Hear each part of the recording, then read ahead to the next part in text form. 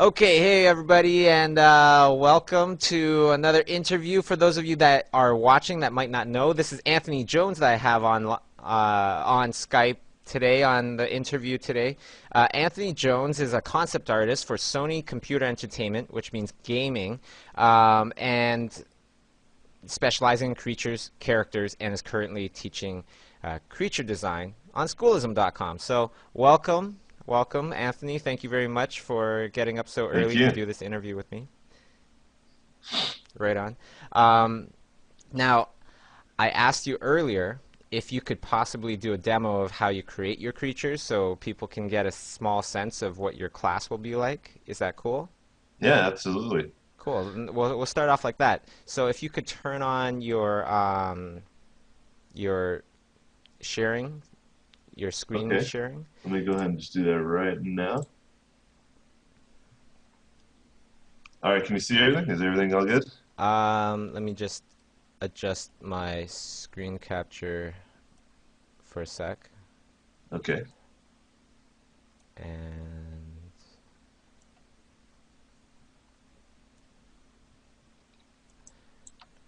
all right, we're all set. Okay. So this is kind of what I did pretty much after work, and I did a little bit more when I got home, just to kind of demonstrate something that I would, sketch up for anyone that needs to see it at my work, like my bosses, my directors, my producers, my lead. And this is kind of a good example of what I would do. Okay. And how long did this take you? This probably roughly took me about a couple hours. 2 hours? Yes. Wow. Okay. And so normally when you're at work, you would get a summary of the game and a brief of the creatures.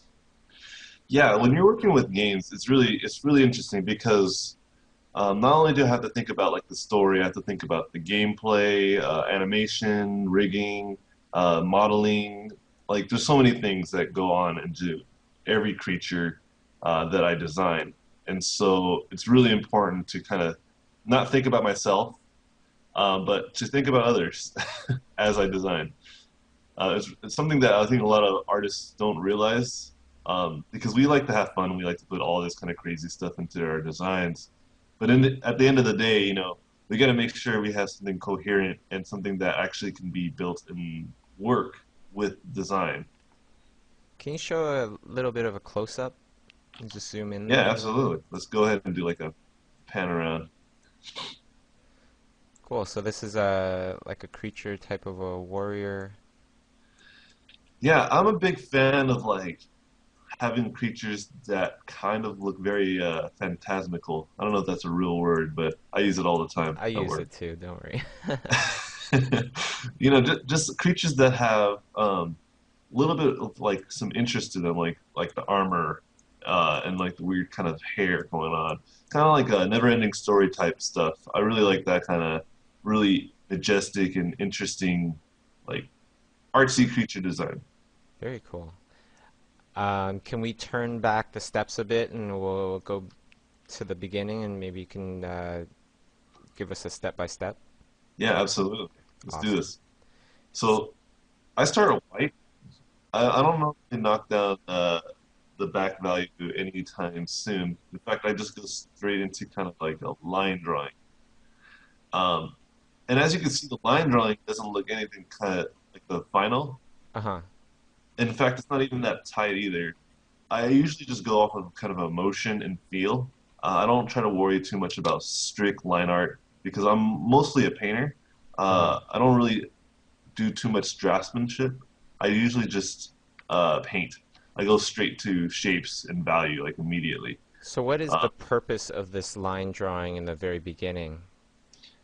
it's so that I don't get too crazy because sometimes when I just start with paints, my values, like I will go in all kinds of directions, and I Okay. don't mind going in all kinds of directions. I want to have at least a general idea or a general theme to what I want, opposed to just kind of like randomly start drawing. And when you draw, are you drawing from that view where you can see the whole thing, or are you zooming in as well because it is a loose drawing? Actually, I think I zoom out further. I think I'm like probably right here when I'm doing this stuff, and it's like so I can see the whole picture. In fact, I don't really ever zoom in whenever I paint. I just make my brush smaller. Oh, Yeah, it's. I just feel that if I could see everything right here and do this as much as I possibly can, hmm. uh, it will turn out okay towards the final. Like the final will be all right. Oh, okay. And then after this, Yeah, yeah. So then I will basically put in my first base color. These aren't necessarily the values I want to go with immediately, but they're just like colors. I'm like, okay, I want this to kind of be like a darkish, kind of muddy color, and I want this definitely to feel red. hmm. And I use the word feel because I don't want people to think that I just put red and then I just change my mind. I want it to feel red. Hmm. Well, this definitely feels red, right? It feels Yeah, extremely red. So absolutely. how do you get it so you aren't kind of overwhelmed by how red it is? That's what happens with the next part of the base. The second base meaning is where I start toning down stuff, start having value switching around all the different forms. Like now this is a darker and this is much lighter, Uh-huh. Okay, I see. Very but it cool. still feels red. That's kind of like the point I was making there earlier. I want it to feel red. I don't know if it's going to necessarily be that fire engine red, Uh-huh. but it's going to have that feeling that it's red. Mm-hmm. Okay. And Very then cool. like I guess the next stage after once I get this, once I feel like okay, you know what, this is great. This is what I like. Um, I will go ahead and start actually, painting on it and start introducing different colors in here to basically create color variation. Mm-hmm. And I don't normally start in color at work, but towards the final, like when I do like pieces where they've already been designed on so many different sketches, and our bosses are starting to get a little bit more happy with design, I'll start just going straight color. Oh, okay. So this is more of an example of like after I've done lots of iterations and lots of different sketches and lots of brainstorming and just back and forth with directors and producers, um, and now I'm just trying to start presenting color and the overall design. And the design sometimes too will change as I apply different colors. Because now that I see color, it looks a little bit different. I feel like okay, you know what, I need to make certain things pop a little more. And when you are applying colors, are you using any kind of like changing the layer settings to overlay or something like that, or is it just set to normal? Yeah. So let me go back. So this layer right here, let me explain. This layer originally was a multiply layer. So what I Ah, usually do is have my lines, yes. and then I'll give my lines some color, and then I will, on top of this layer, I would have a multiply layer. Right now it's not because I flattened them out so that way I wouldn't have to keep constantly turn on and off. Mm-hmm. But this would be the multiply layer, and the reason why I have this on multiply is so that way I whenever I put a color in, I can eye drop that color and paint that color back in. Because the last thing that I want is to eye drop the color and then try to paint it back in, and then it's all of a sudden a different color, different value, and it just throws me off. Okay, I see. So you apply the color with multiply, and then afterwards you would create the a copy of whatever it is that was on that layer and set it to normal. Yeah, Okay. yeah. So this is I basically flattened this out so that way we can see it a lot better. And each of these layers until we start getting closer to the end, Mm-hmm. we're all multiply layers. I would just darken that layer, uh, paint new colors, but like all in all, the colors would constantly be the same colors. Like I wouldn't have to worry about ever like going to different color layers or color modes or overlays. I can just eyedrop it, just pop in. Like I see. if I pick this color, it's going to be that color, Hmm. and that's really, really, really important. Yeah, that's always been a big pain in my butt when, because I don't do that. But now you're making me think differently. So very cool, very cool. I learned something as well. Um, yeah, please continue. Yeah. So I always like teach my students that it's important to keep your lines until you feel drawing is starting to really succeed. Problem that I see a lot is people will paint over their lines. Now, if you see like some of these details that I have on like this kind of helmet piece, if you look back, see this little crease right here? Hmm. I kept it because I thought it was cool. And that's what I mean. There's a lot of like my line art is still in here, and I'm gonna use it. And the reason why I made my line art very light is so that way it's not so like if you look down here, it's not so abrupt and it's really distracting. It's more of like again, like I said earlier, a guide and something that I can use to help me, come up with ideas for detail. Is really where it comes down to because when people have really, really nice line drawings, it's always a shame to see them paint them all the way to try to render a certain form.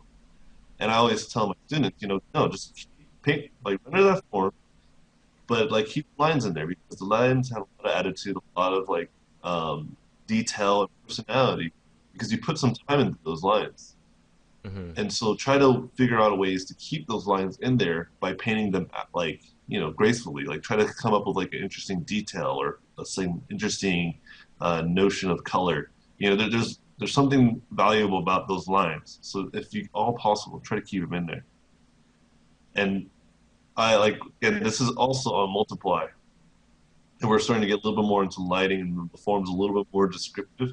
Hmm. But you can still see my original line art is still in there, but it looks like it's getting more and more final. Yeah, it works. It works with the overall look. Um, Yeah. now, everybody, a lot of beginners,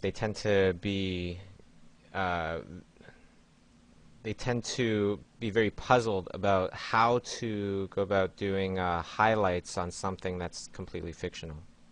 Can we give them some tips on how you think about your highlights and where to place them? Oh, you mean like kind of like the stuff that's going on right? Right, like on the helmet, just above the eye, you got a couple of highlights there. Okay. Um, the way that I usually think about it is let me see if I can get something going. Is if I have like a sphere, I try to basically paint a sphere. Like so, if I have this and my highlights right there, then any other sphere would have the highlight in the same spot. If this was off to the side, right, Hmm.